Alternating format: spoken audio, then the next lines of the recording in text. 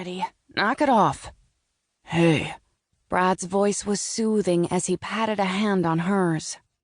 We don't have to do this if you're not ready. She shook her head. I need to deal with this now. There are projects coming up for bid that need my full attention. Because without more work, she'd definitely lose Lawrence Construction.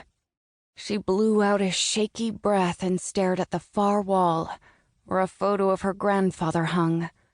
Jonathan Lawrence casually leaned against an excavator, with an ecstatic grin on his face at having finally purchased several pieces of construction equipment. Purchased, not leased.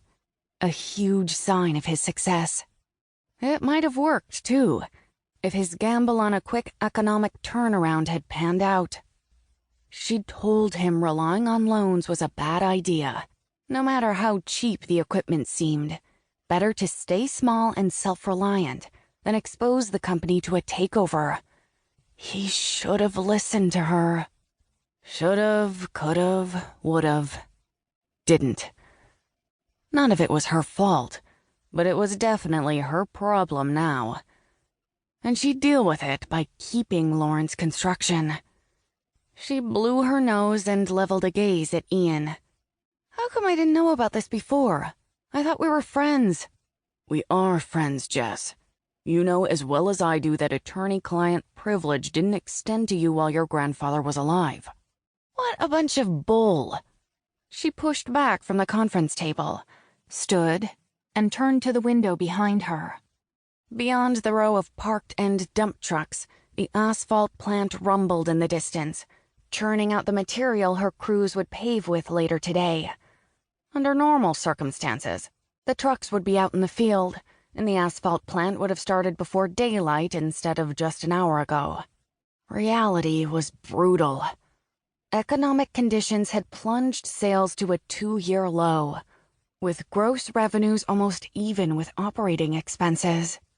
She'd memorized the details. Couldn't help it. Not when there were 200 employees who were a part of the company. Some of them longer than she'd been alive. And definitely not when her son Jonathan's future was on the line, too. How long was this deal in the works? She asked, continuing to stare outside. He'd been in negotiations with Crenshaw Industries for a few weeks. Ian used his authoritative voice, the one that made her feel as if she needed to be on her best behavior. Like he wasn't the one who'd instigated countless high school pranks that had landed her and Brad in detention along with him. No, the irony wasn't lost on Jessica. Life was a string of ironies. Well, recession or not, it was now up to her to keep Lawrence Construction going. And that meant stepping up and doing the work. After a fortifying breath, she faced her friends. I want to turn them down myself. Why?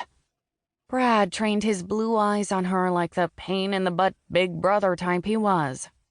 Let Ian do his job. You've been through enough. So, life doesn't hand out a pass just because things have been tough. She raised her chin. When's the meeting scheduled? Next week. Ian looked up from the paper in his hand. Brad's right, I can handle it. She forced her attention to the conference room table where she'd spent countless hours as a kid, drawing while her grandfather worked.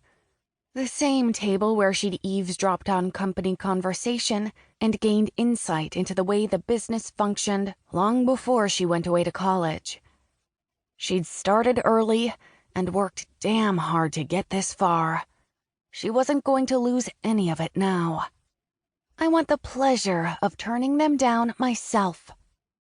She lobbed the wad of tissue across the room so that it landed dead center in a garbage can by the door.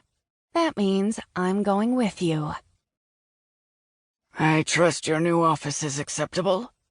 The old man's raspy voice blared out of the speakerphone as Daniel Spencer straightened in his seat. No matter how jet-lagged he was, any conversation with Crenshaw demanded his full attention. Good morning, Albert. He glanced at his surroundings, the dark furniture standard issue for a Crenshaw Industries exec. The office is fine. The